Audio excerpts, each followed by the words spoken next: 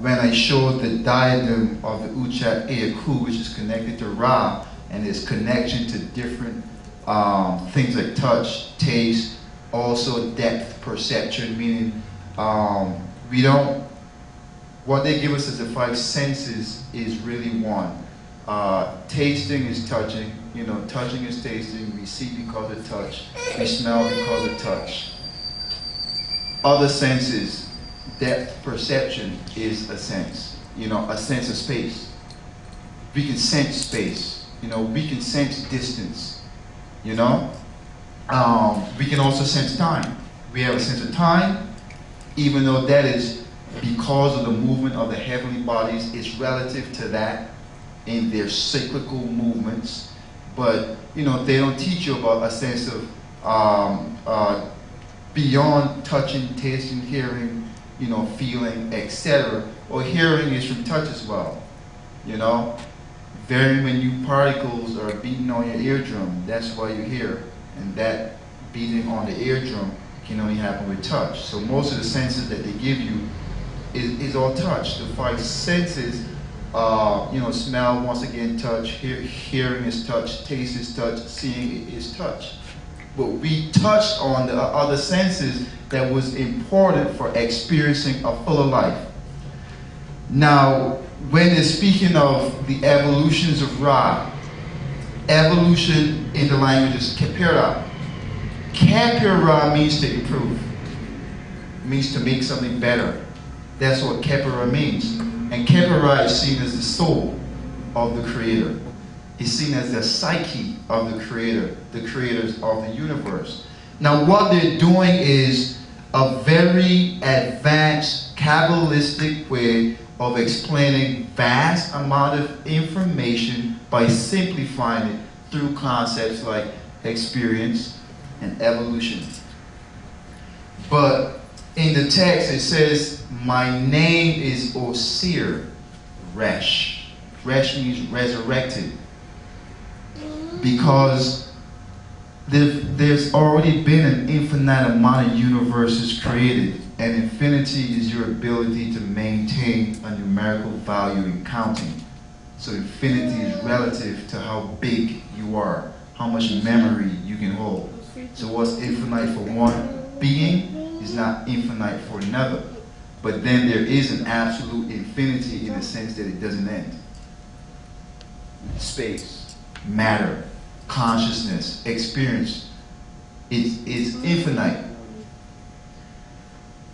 That infinite expanse of matter and consciousness, we call it Nebuchadnezzar, and they translate that as the Lord of the outermost limits, meaning it's like saying everything.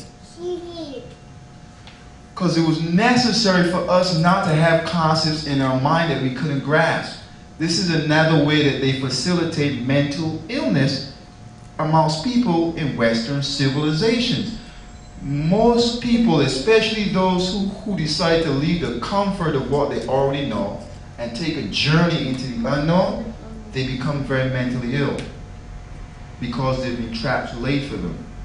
Traps in concepts for which there's no objective reality for. A word, an explanation, simplification of everything, Nebuchadnezzar.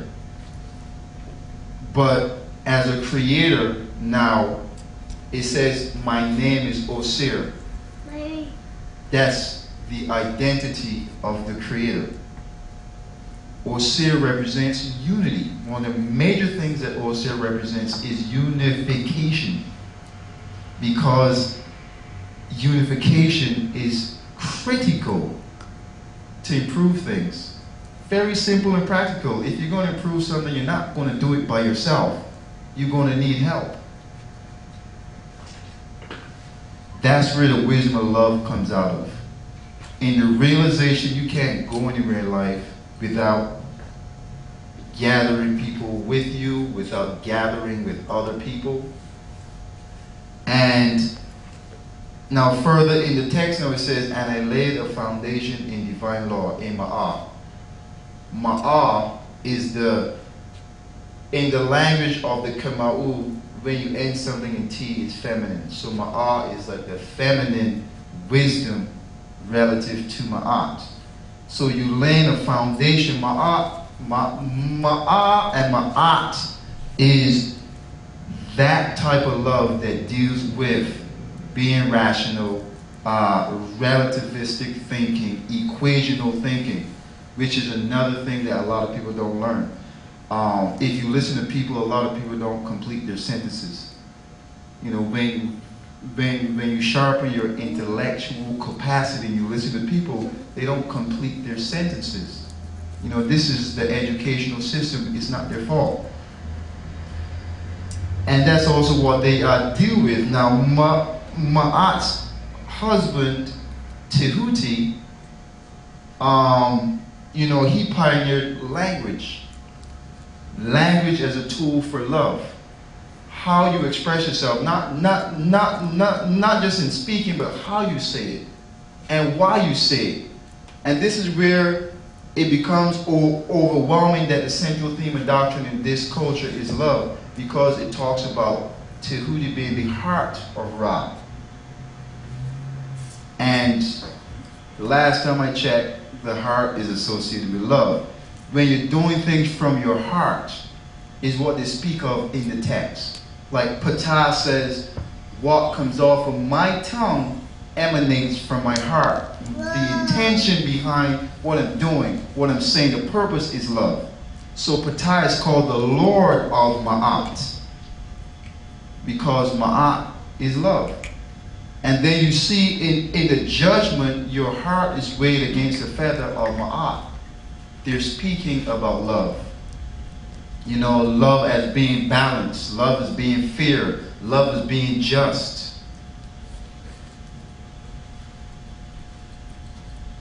And I've been studying since I was 18 years old. I haven't heard or read any authors that connected the culture to love, because the word love has been profaned in the Western mind. It has been made to seem for some people as a weakness, when it's a multifaceted way of looking at things and functioning and being. It takes great courage to love. You're starting out from the, we going back to before creation, you know, in the primordial waters of none, chaos. You know, in chaos, chaos is chaos. Things are terrible. People are being treated bad. Think of chaos. People are being treated unjustly. All type of nonsense is happening. It takes a very strong person to not just figure out, but apply certain principles that other people say, oh no man, that's not going to work. This is going to, you know, people are going to take advantage of you. You know, if you come with that philosophy, people are not going to want to hear it. You know, that's how love is. When I revised and edited the first book, I realized that many of the things that were going on before the creation of the universe are going on right now.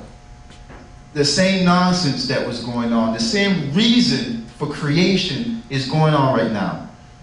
And it has a lot to do with the zodiacal clock that we are in. Pisces is Ma'at, but it's as chaos as opposed to order. So and Pisces is a water sign. We are in a chaotic period of human life so that we can have a mirror of what doesn't work. If it's one thing you take away from your life in Western civilization, is this is what does not work. Because we're on the dawn of the return of what they call the ancestral ways. Aquarius is Osiris. Osiris is called the ancestor of ancestors. This is the time for the return of the ancient indigenous cultures. And that's, again, why you're seeing so much upheaval. And unfortunately, as well, human beings usually only turn to God when really bad things happen. It's very rare for a human being to seek for knowledge and wisdom and upliftment when things are going good. The question is, will it last long enough for us to build a better civilization?